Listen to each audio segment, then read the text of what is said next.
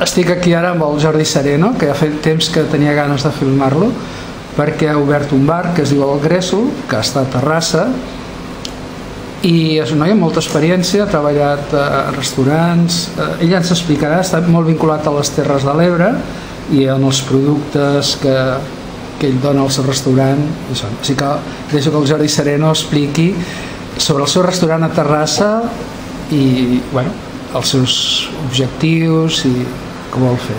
Bueno, mira, com tu bé dius, Alfred, això és intentar arribar a la gent. Intentar arribar a la gent de quina manera? Per exemple, Gresol, per exemple, en aquest cas, explico, aquí tenim un Gresol, vaig a buscar, per exemple, això és un llum d'oli.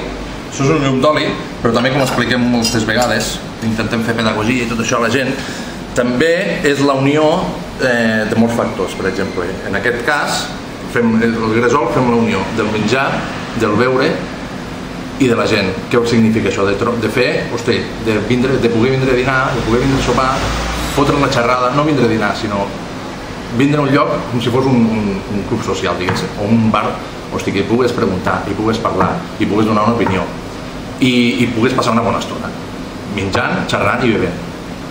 Aquesta és la nostra intenció. Després, què passa? Nosaltres què coneixem? Productes de la terra, de les terres de l'Ebre, diguéssim. Per què? Perquè la família prové d'allà, ens hem alimentat d'això i hem crescut amb això. El nostre lema és, hòstia, us presentem això perquè hi creiem i hem crescut en això. I com ens agrada molt, ho volem donar a conèixer.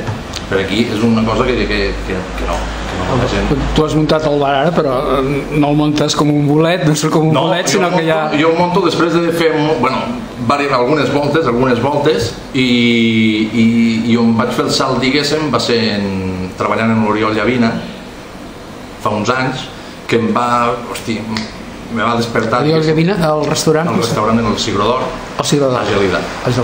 I hòstia, em va collons, i veia la manera que feia, i la manera de tractar el producte, i la manera de protegir el producte de més a prop, però tot Catalunya. Vull dir, hosti, de productors, intentar conèixer productors, intentar conèixer, hosti, anar a buscar la gent, anar a xerrar amb la gent, i tu després tindre un producte allà, per exemple, com és el que jo faig, que jo sé qui, per exemple, si tinc uns pastissets, sé qui els fa. Si tinc un aiguardent, sé qui el fa. I sé el dia que l'han fet inclús, i m'expliquen com està, quins secrets té, els petits efectes que pot tindre, els intríngulis i tanteres de tot, i coneixes a la gent, que és l'important. La gent que li posa moltes ganes i que vol donar a conèixer el seu producte. Molt bé. A part, la teva companya és enòloga. La meva companya és enòloga, també. La meva companya treballa a l'Ordal, al Penedès, i a un celler successors de Rafael de Camps. És un celler petitet, però, per exemple, ella li passa... Què passa? És un celler molt petit, per això hi està també, per exemple. Perquè és un celler molt petit, perquè es cuida molt, perquè no és una multinacional, com poden haver altres i tot això, que depenen de molts més factors i tot això. I això depèn de fer un bon producte. Un bon producte, i aquí està el secret.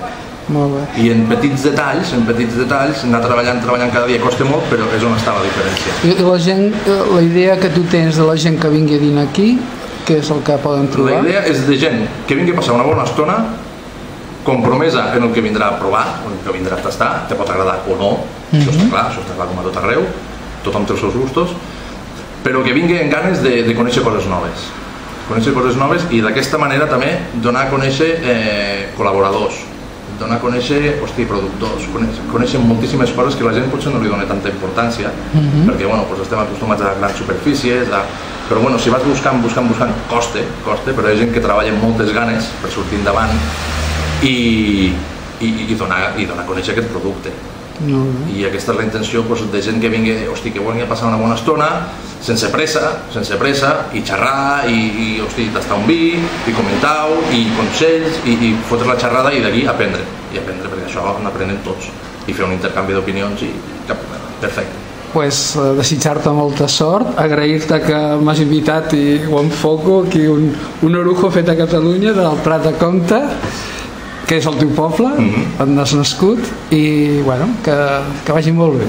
Moltes gràcies.